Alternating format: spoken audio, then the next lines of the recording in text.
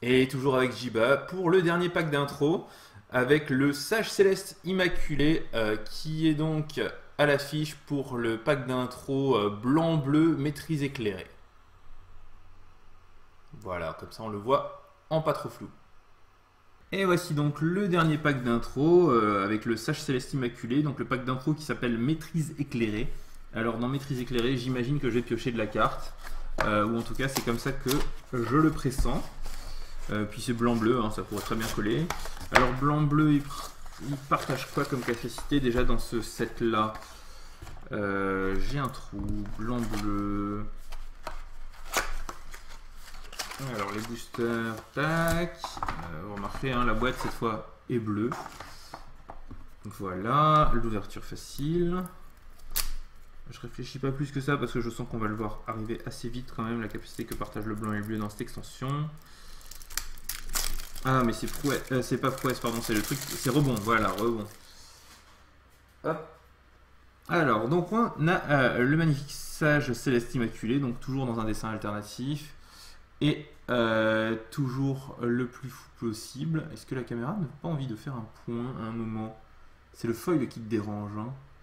Alors, 6-4 vol pour 6. Quand vous lancez un sort non créature, vous la dégagez et elle acquiert la protection contre la couleur de votre choix jusqu'à la fin du tour.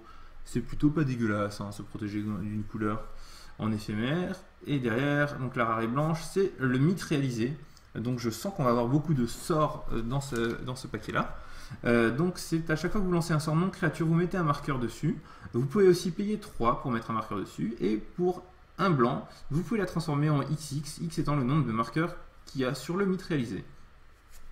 Donc ça marche bien avec des sorts. Donc quand on joue des sorts tout plein, quand on joue des enchantements un peu lents tout plein, et qu'on pioche, etc., on veut des créatures avec le défenseur, des 1-3, défenseur initiative, il n'y en a qu'un, mais c'est bien quand même. Voilà. On a ensuite le charme point insaisissable, c'est une 1-3 pour 2, quand vous lancez un sort non créature, il gagne +1/+0 et un blocage jusqu'à la fin du tour. A priori, il y en a 3, on va dire que c'est le kill de votre deck. Un orateur de jeu de taille, donc c'est une 0-4, quand il arrive en jeu, vous pouvez révéler un dragon, ou si vous avez un dragon en main en jeu déjà, vous piochez une carte quand il arrive en jeu. Il a le défenseur par contre. Un 4 vol, on est toujours dans le thème gros cul.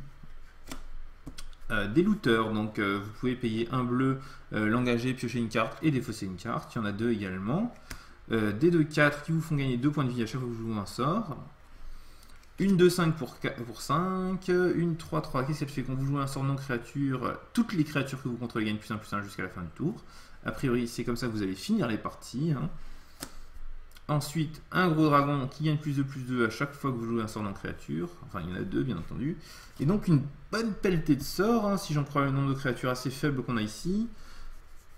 Mais en même temps, il fallait s'y attendre vu la rare qu'il y avait là, ouais. Et toutes les créatures, toutes les cartes qui marchent avec jouer des sorts. Donc anticipation, très très bon spell. Vous allez pouvoir regarder en éphémère, ou il y en a plusieurs, il y en a 2. En éphémère, les 3 cartes du dessus de votre bibliothèque, en mettre une dans votre main et les autres en dessous de la bibliothèque, dans l'ordre de votre choix. Un petit sort avec le rebond, +2/+2 jusqu'à la fin du tour à une créature rebond. Il y en a également 2. Une enveloppe, deux enveloppes de soie qui exilent une créature avec un coût converti de mana inférieur ou égal à 3 jusqu'à qu'elle quitte le jeu.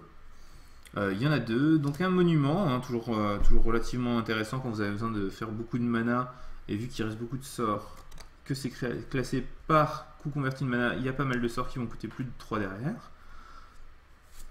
Qu'est-ce qu'on a ici? Souffle de taille, engager la créature ciblée, ne se dégage pas, rebond. Et il y en a 2. Et ensuite, pour 4, avec... non, pas avec le rebond, celui-là, c'est l'autre. Piochez 3 cartes, défaussez-vous ensuite de 2 cartes ou d'une carte de créature. Voilà, c'est celui-là auquel je pensais d'abord. Pour 4, avec le rebond, regardez les 2 cartes du dessus de votre bibliothèque, mettez-en une dans votre main et l'autre en dessous. Ensuite, qu'est-ce qu'on a ici? Pour 4, à chaque fois que vous lancez un sort non créature, vous pouvez payer 2. À ce moment-là, vous mettez un jeton Djinn et Moine en jeu, les 2 de vol que j'ai eu tout à l'heure dans mes boosters. Pour 4, la créature ciblée gagne +2/+0, ne peut pas être bloquée jusqu'à la fin du tour. Rebond. Pour 4, rebond, toutes vos créatures gagnent +2/+1 jusqu'à la fin du tour.